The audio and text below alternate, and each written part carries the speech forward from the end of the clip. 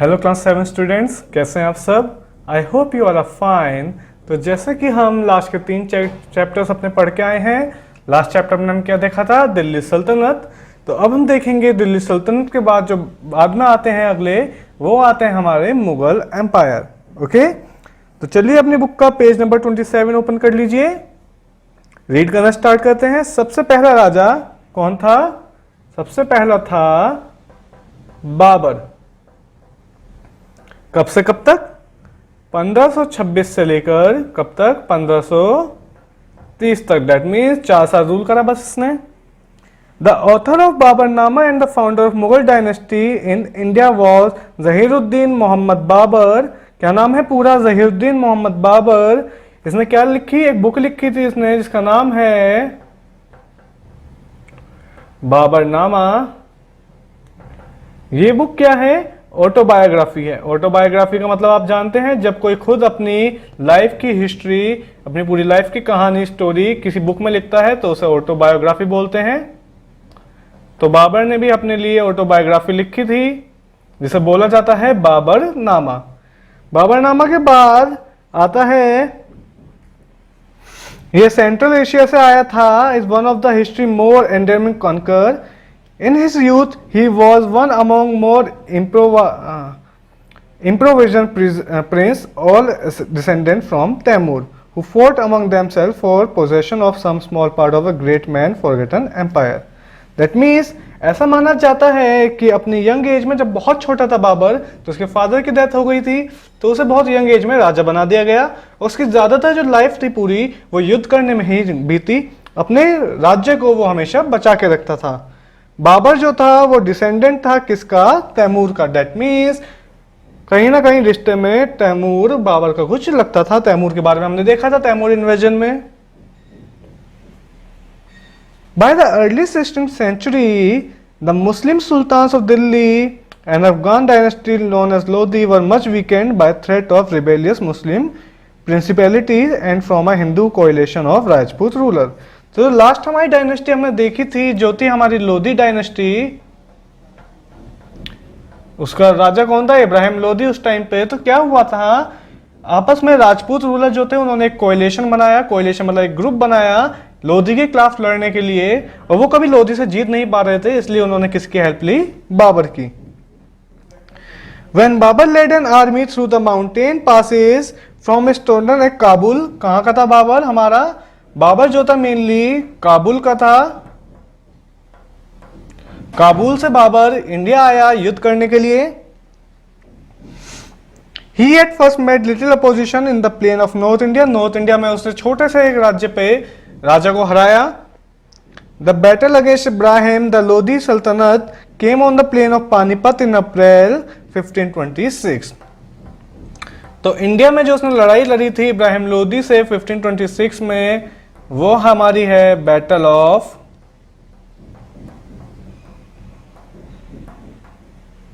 Panipat.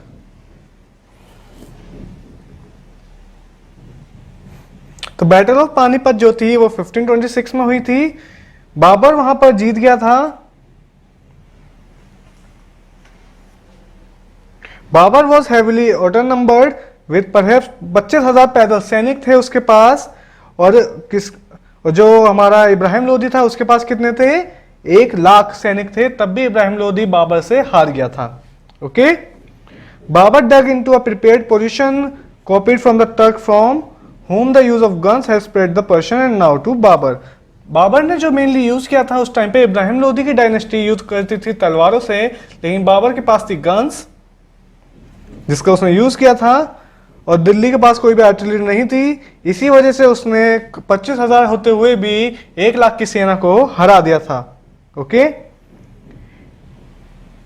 he collected 700 cars to form a barricade to devise prison from Hassel Bohemian century earlier। क्या हुआ actually, जैसे यहां पर for example Babar की सेना है, यहां इब्राहिम लोदी की सेना है। तो जब युद्ध हो रहा था तो बाबर ने यहां पर बहुत सारे गड्ढे करवा दिए, उन गड्ढों को ऊपर से घास फूस से ढक दिया गया।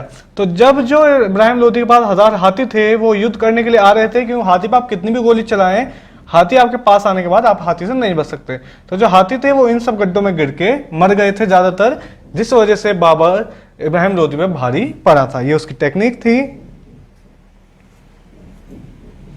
इसके बाद आप देखेंगे it took Babur some days to tempt the Indian into doing this, when they did so they succumbed to slow gun fire. और जब उन्होंने गड्ढा कर लिया तो उसने गन फायर का यूज किया। आप देखेंगे कैसे सोम रिवर को कवर करा है बाबर ने, एक इमेज बनी हुई है। उसके बाद आप देखेंगे फर्स्ट बैटल ऑफ पानीपत की इमेज, बाबर की इमेज। ओके, लास्ट में क्या होता है, victory of the first battle of Panipat bought Babur the cities of Delhi and Agra. जब वो बैटल ऑफ पानीपत जीता तो उसे कौन कौन सी सिटीज मिली, दिल्ली और Agra, with much body in treasure.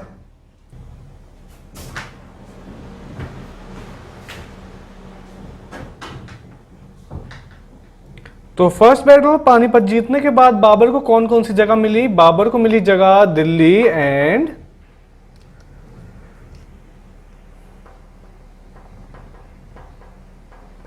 Agra. Okay, और आगरा दिल्ली जीतने के बाद बाबर ने सोचा क्यों ना आगे बढ़ा जाए। लेकिन क्या हुआ, उसी टाइम पे जो राजपूत किंग थे, जो जब तो बाबर के साथ थे जब उसे इब्राहिम लोदी को हराना था, लेकिन अब वो बाबर के खिलाफ हो गए थे। ओके, जिसी वजह से उसकी आगे लड़ाइयां हुई। किससे, बाबर ने फिर पहले इब्राहिम लोदी को हराया, उसके बाद बाबर ने हराया किसे, राणा संगा को, जो मेवाड़ के राजा थे, राणा संगा को हराया। बैटल ऑफ कन्नौज में, कौन सी battle, battle of Khanwa. Battle of Khanwa कब हुई थी हमारी, 1527 में। और सिमिलर तरीके से इब्राहिम लोदी को हराया, वैसे उसे हराया। तो 1527 में बैटल ऑफ खानवा, 1526 में बैटल ऑफ पानीपत। नेक्स्ट उससे आगे और बढ़ा वो, फिर क्या होता है, for the next 3 year Babur roam around with his army extend his territory. अगले 3 साल तक बाबर अपनी टेरिटरी बढ़ाने में ही लगा रहा। While recording his diary, his fascination with this exotic world which he had conquered। और जैसे जैसे वो आगे बढ़ रहा था, उसकी फैक्सिनेशन की यहाँ पे मुझे राज करना है, वो बढ़ती जा रही थी। तो बाबर का क्या हुआ, बाबर के बाद सेकंड राजा कौन आया, बाबर के बाद सेकंड राजा हमारा आता है हुमायूं, बाबर का बेटा हुमायूं। हुमायूं कब से कब तक रहा, 1530 से लेकर 1556 तक। Okay, Babur controls was still superficial when he died in 1530 after 3 years in India। 1530 में बाबर की डेथ हो गई क्योंकि उसने पूरी जिंदगी अपनी लड़ाइयां ही लड़ी। जब वो बहुत ज्यादा छोटा था, 13-14 साल का, जब उसके फादर की डेथ हुई और फिर उसे अपने राज्य बचाने के लिए लड़ना पड़ा अपने चाचा से।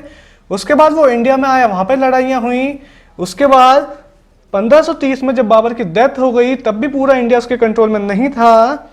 लेकिन उस टाइम पे उसका जो बेटा था हुमायूं, उसे राजा बनाया गया। Humayun kept a tentative hold on the family new position। He had to face the hostility of Afghan led by Sher Shah Suri. Humayun का युद्ध किससे हुआ, हुमायूं का युद्ध हुआ शेर शाह सूरी से, Sher Shah Suri. Okay, and Bahadur Shah, the ruler of Gujarat। Humayun was initially succeed against both of them।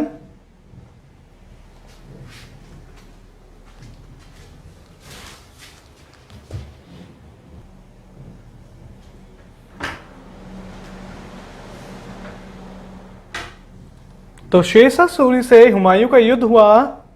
Starting में तो हुमायूं भारी था, लेकिन बाद में क्या हुआ, शेर शाह सूरी ने बैटल ऑफ चौसा में, कौन सी battle,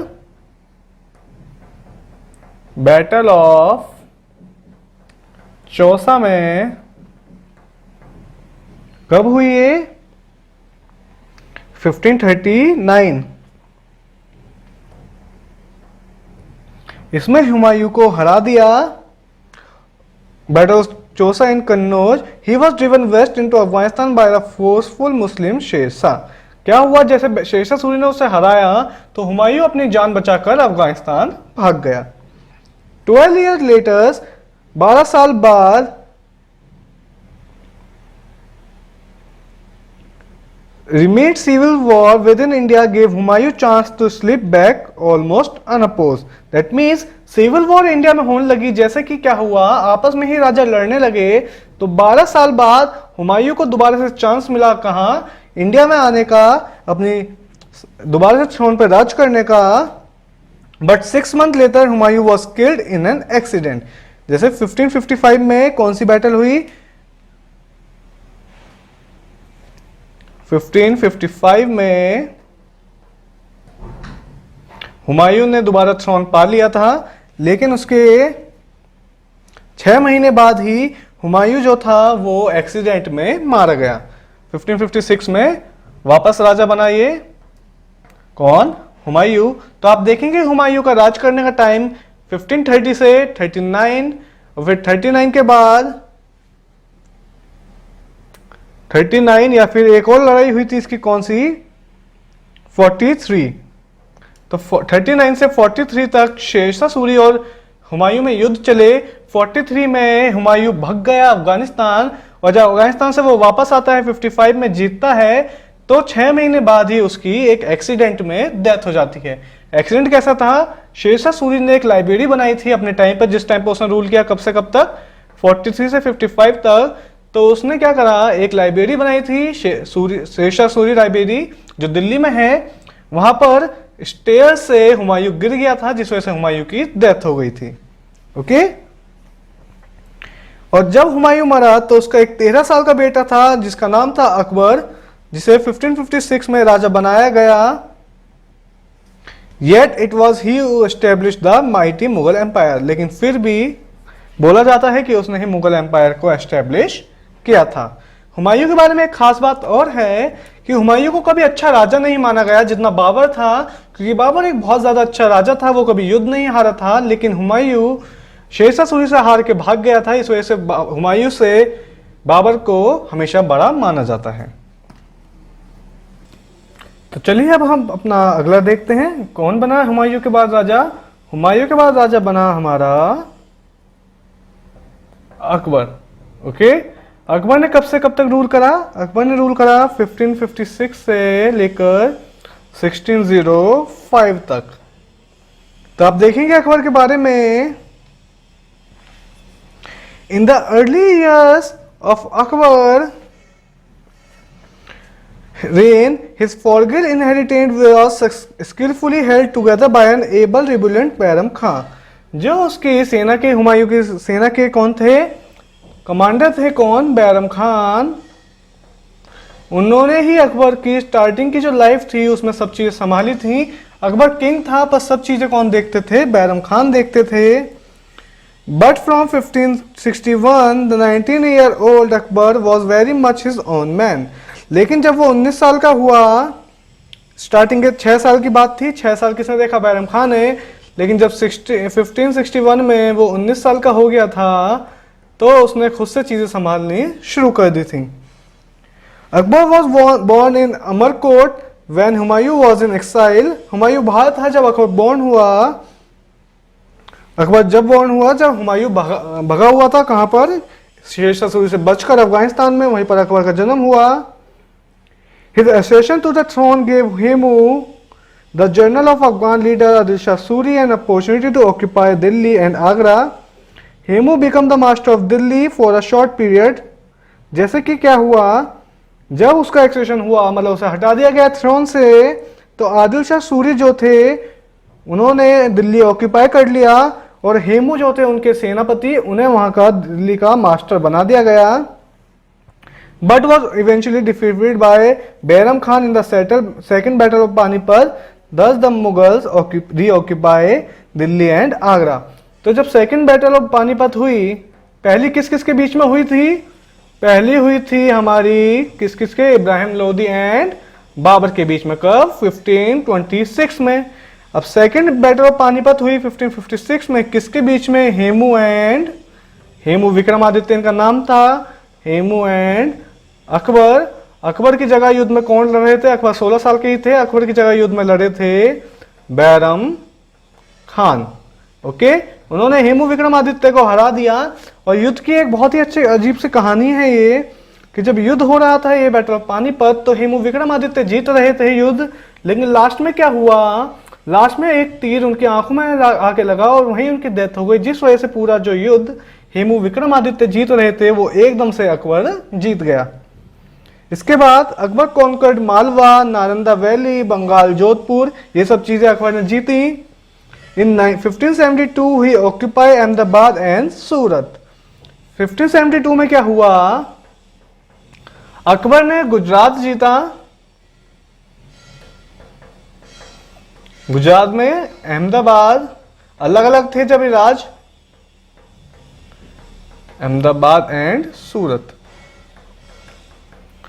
The conquest of Gujarat paved the way of the Mughal to gain control over maritime trade and commerce। जैसा आप जानते हैं, हमारे जो गुजरात है, मेनली जो जगह है गुजरात की कोस्टल एरिया में है। कोस्टल एरिया कैसे, मैप में अगर गुजरात आप देखेंगे तो गुजरात का ये जो एरिया है ये पानी के किनारे है, तो पानी से हमें व्यापार करते हैं, हम ट्रेड करते हैं पानी के जरिए। तो उस टाइम पे यही चीजें होती थी। तो गुजरात पे जब अकबर ने जीता तो वहां पे मुगल्स के पास मैरीटाइम भी आ गया था कि पानी से वो ट्रेड कर सकते हैं। और इसी वजह से जो अकबर था पहला राजा बना मुगल जिसने समुद्र कभी अपनी लाइफ में देखा। क्योंकि आप जानते हैं सब कहां से आए थे, अफगानिस्तान से, काबुल से। तो अफगानिस्तान में तो दूर दूर तक कहीं भी ओशन नहीं है, लेकिन इंडिया में वो आए तो उन्होंने राज किया दिल्ली और आगरा की साइड, वहां पे भी कहीं ओशन नहीं है। लेकिन जब गुजरात पहुंचा अकबर तो उसने पहली बार जिंदगी में ओशन देखा। इसके बाद the defeat of Afghan ruler Daud Khan in 1576 in the battle of Rajmahal brought Bengal under the rule of Mughal empire. जैसे गुजरात जीता, राजस्थान भी जीता था, इससे पहले हमने देखा। उसके बाद 1576 में क्या हुआ, अकबर ने जीता हमारा बंगाल। कौन सी बैटल में, बैटल ऑफ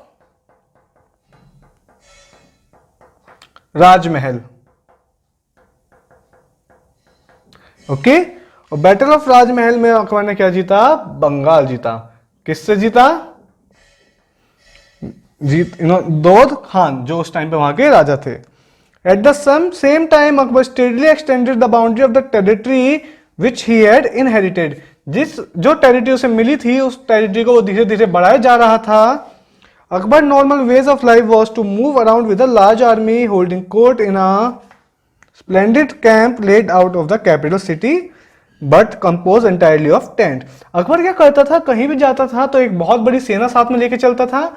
सेना के साथ अकबर क्या करता था, एक टेंट लगाता था, हर जगह सभागार साथ में रखता था कोई भी डिसीजन लेने के लिए। हिज बायोग्राफी अबुल फैजल, जिसने उसकी बायोग्राफी लिखी, जैसे बाबर ने तो अपनी बायोग्राफी खुद लिखी थी, लेकिन जिसने अकबर की बायोग्राफी लिखी इसका नाम है अकबरनामा। अकबरनामा। तो अकबरनामा के राइटर कौन थे, अबुल फैजल। ओके, अबुल फैजल थे। His biographer Abul Fazl described this royal progress as being for political reason and for subduing operation while including in hunting. A great deal of hunting did occur while the underlying political purpose of warfare, treaty, marriage was carried on.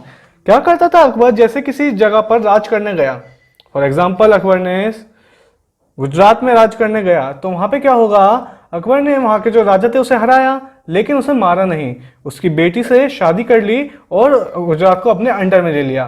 तो अब गुजरात का जो राजा होगा वो अकबर के under में काम करेगा, लेकिन राजा ही वहां का रहेगा, लेकिन मेन राज किसका होगा, अकबर का।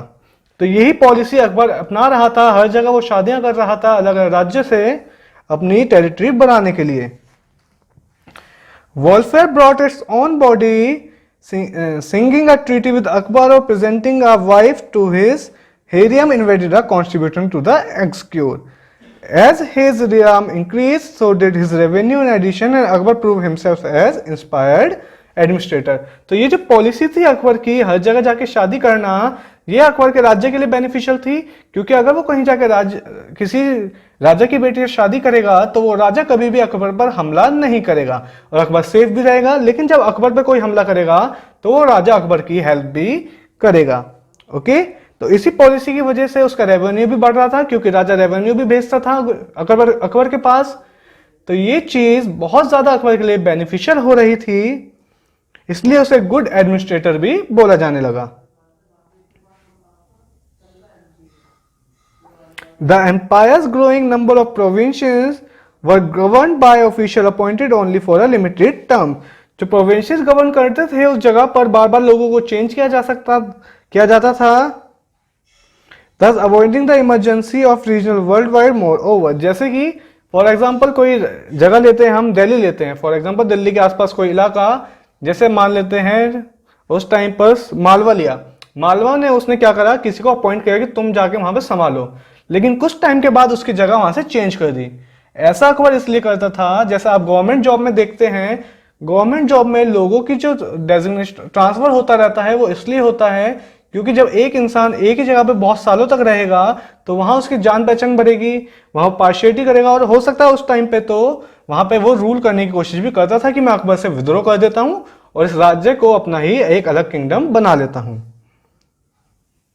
इसके अलावा टैक्स लिया जाता था लोगों से लोकल सर्कमस्टांस पर, और एक फिक्स प्रोपोर्शन रखा गया था कि तुम्हें इतना टैक्स देना ही देना है। At the end of the Akbar rain of nearly half of a century, his empire was larger than any in India since the time of Ashoka. तो जब अकबर का रेन खत्म होने वाला था, अकबर बूढ़ा हो गया था, उस टाइम पे जो अकबर का एरिया था जिस पे वो रूल कर रहा था वो इतना ज्यादा बड़ा था कि अशोका के भी, जितना अशोका ने जीता था उसके भी, उससे भी बड़ा था। क्यों माना जाता था, एशियंट इंडिया में आप पढ़ के आए होंगे 6th क्लास में, अशोका सबसे बड़ा राजा था, सबसे बड़े राज्य में उसने राज किया।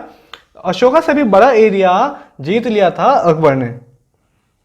It outer limit were Kandahar in the west, Kashmir in the north, Bengal in the east and in the south are line cross the subcontinent of level of Aurangabad. Yet this ruler who achieve so was illiterate. इतने सब achieve करने के बाद भी अकबर के बारे में एक बात थी, क्या वो था इलिटरेट, मतलब वो कभी पढ़ा नहीं था। अब देखेंगे जब 14 साल की उम्र में कोई राजा बन गया तो उसे कहां टाइम मिलेगा पढ़ाई करने का।